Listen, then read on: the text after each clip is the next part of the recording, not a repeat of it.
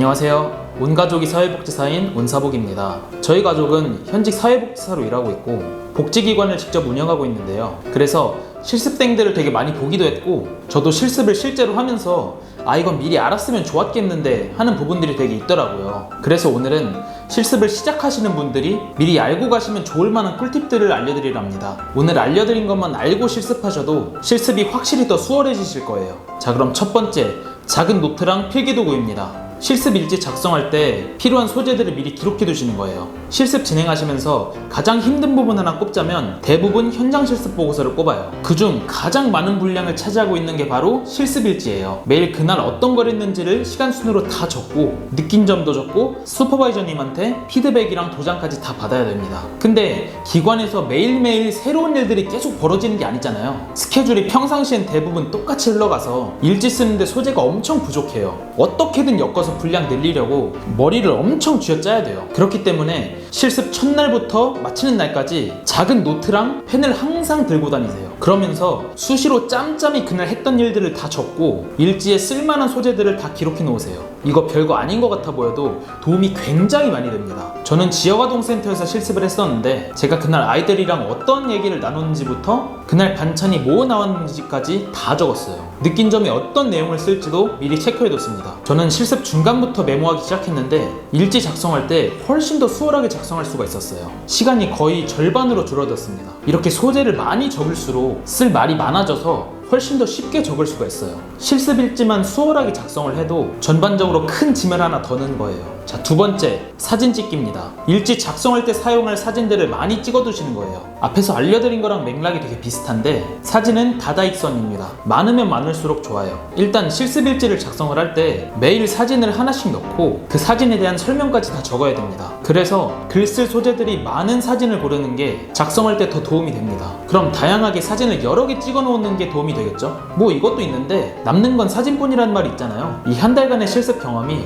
두고두고 추억이 됩니다. 사회복지 현장에서 처음으로 실무를 경험한 만큼 두고두고 기억에 남을 거예요. 적당한 선에서 다양하게 사진 많이 남겨놓으시면 나중에 그러길 잘했다는 생각 반드시 드실 거예요. 나중에 몰아서 부랴부랴 찍지 마시고 미리 사진 많이 찍어두시면 그때의 경험이 다시 떠올라서 일지 작성할 때도 도움이 많이 됩니다. 다만 고학년 애들은 사진 찍는 거 싫어한다는 거 참고해주세요. 자, 세 번째, 돌발 상황에서 대처 방법. 선보고 후조치입니다. 사소한 거라도 무조건 보고하세요. 은근 많은 분들이 실수하시는 부분인데요. 실습생은 기본적으로 지시받은 일 외에는 조금이라도 헷갈리거나 이걸 내가 과연 할 수 있을까? 라는 생각이 드실 땐 담당 슈퍼바이저님이나 주변 직원분들께 보고하시고 도움을 구하시는 게 옳은 방법이에요. 어떤 복지 분야든 클라이언트들 사이에서 종종 돌발 상황이 발생을 합니다.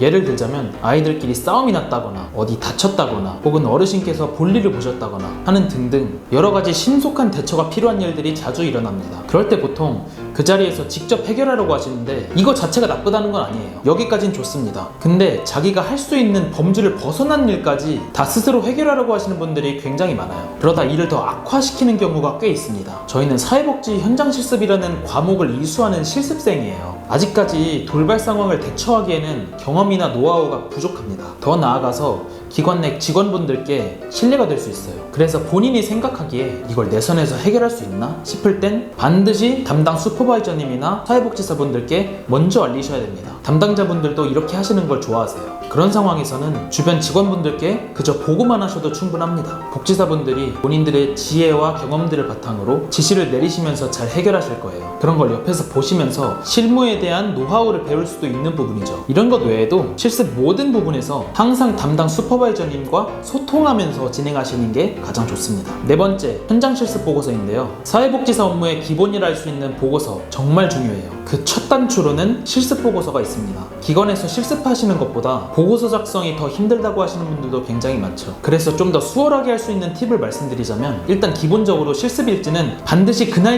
작성하셔야 합니다. 이게 하루 이틀 밀리기 시작하면 주말같이 쉬는 날에 몰아서 작성을 해야 되는데 진짜 답도 없어요. 피곤하시더라도 꼭 저녁에 작성하고 활동하고 주무시는 걸 추천드립니다. 그리고 레포트 주제도 미리미리 생각을 해두세요. 레포트 주제는 교육원에서 미리 여러 주제들을 안내를 해주는데 초반에 뭘 할지 이런 초안을 미리 구상해 놓는 것과 안 해놓는 것은 차이가 굉장히 큽니다. 예를 한번 들어보자면 레포트 주제 중에 대표적으로 사례관리라는 게 있어요. 이 사례관리가 뭔지 쉽게 말씀을 드리자면 대상을 선정해서 그 사람의 부족한 부분이나 문제들을 파악을 하고 어떻게 도움을 줄 수 있을지, 그 대상의 어떤 부분을 개선해야 삶의 질이 개선이 될지 이런 것들을 점검하고 평가하는 활동인데요. 근데 그걸 실습하다가 중간에 정하면 초반에 정해서 진행하는 것보다 사례관리 대상을 관찰하고 파악하는데 더 많은 노력이 듭니다. 레포트에 투자하는 시간도 많아지게 되고 결국 그 결과물의 질도 달라지죠. 이렇게 보고서에 들어갈 내용들을 미리미리 생각을 해두고 어느 정도 구상을 해두시는 게 확실히 많이 도움이 됩니다. 자, 여기까지 제가 실습하면서 알게 된 4가지 팁들을 말씀드렸는데요. 아까도 말씀드렸다시피 기관에서 실습 진행하기 전에 알아두면 좋은 점 위주로 영상을 찍었어요. 사회복지사 실습을 유튜브에 검색을 해도 실습 진행 관련해서는 도움 될 만한 영상들이 그렇게 많지 않더라고요. 그래서 앞으로 제가 사회복지사 자격증을 직접 취득을 하고 경험한 내용을 바탕으로 실질적인 정보들을 많이 업로드하겠습니다. 구독하셔서 필요하신 부분 많이 챙겨가시고 궁금하신 내용 있으시면 아래 댓글 달아주세요. 제가 답변 드리겠습니다.